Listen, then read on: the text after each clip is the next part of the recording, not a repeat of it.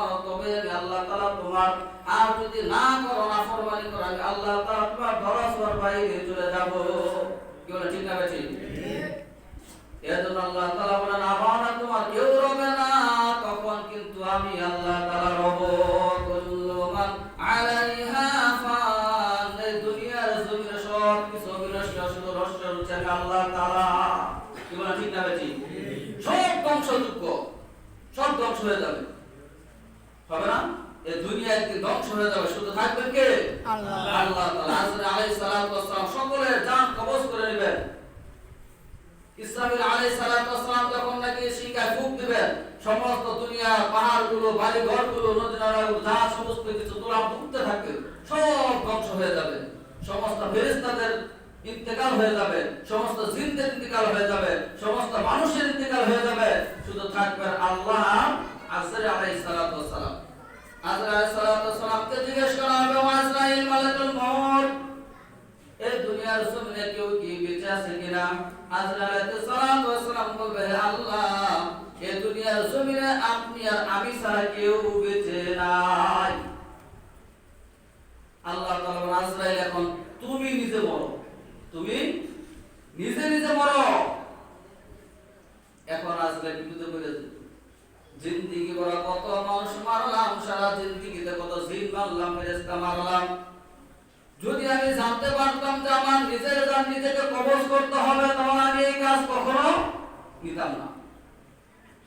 বলেন তো, একজনকে মারা, নিজে নিজে মরা, একজনকে মেরে ফেলছে, আর আমার নিজে নিজেকে মারতে হবে, এটা কতটা কষ্টকর। কি বলে ঠিক না বেঠিক? আজরাইল সালাতু ওয়াস সালাম বলবে, আল্লাহ হে আমার প্রভু রব্বে কারীম, আমি যদি জানতে পারতাম, একবার যদি জানতে পারতাম যে আমার জান আমার নিজেকে কবজ করতে হবে, তাহলে আমি জীবনে মালিকের মউতের কাজ নিতাম না।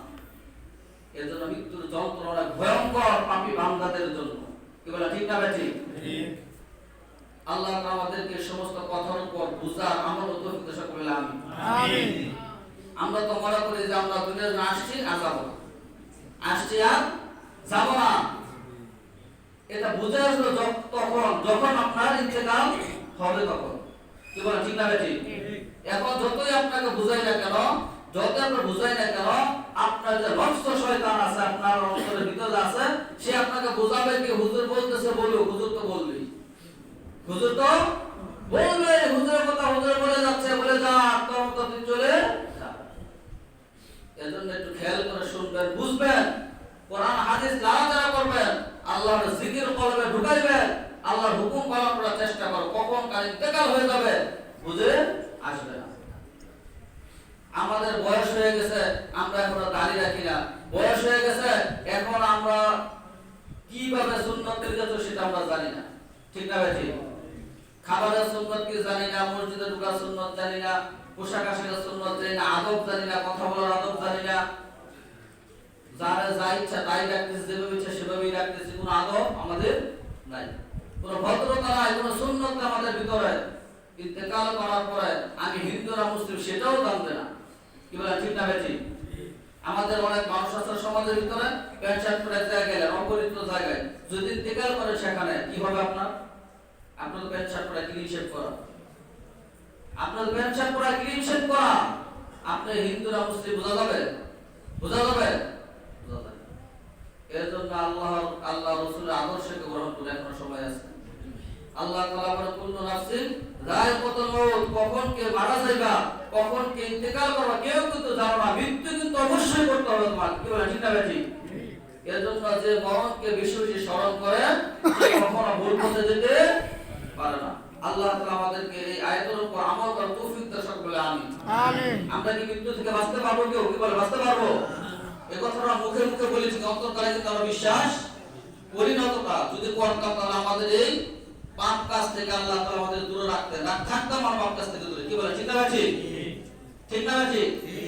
আমি একটা কথা বলে আমি শেষ করে দিব।